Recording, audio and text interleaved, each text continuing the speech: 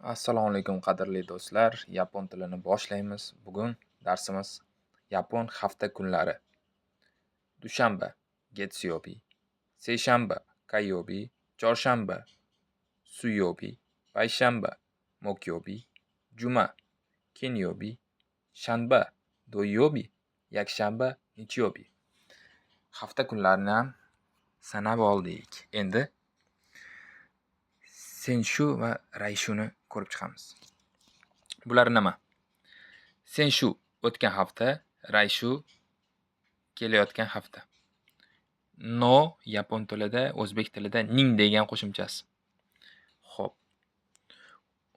O'tgan hafta dushanba kuni demoqchi bo'lsak, nima deymiz ekan?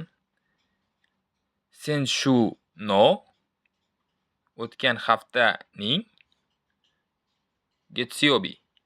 Senshu no getsuyobi. O'tgan haftaning dushanba kuni. Shunday bo'lyapti. Xo'p. Kelayotgan haftaning dushanba kuni demoqchi bo'lsak, rayshu no getsuyobi. Shunday qilib yapon tili juda oson, faqat oson qurilmalar bilan o'zingizga chiroyli qilib dars qilib olsangiz va shuni kun davomida 1-2 marta qaytarsangiz, tezda o'rganib olasiz. Omad!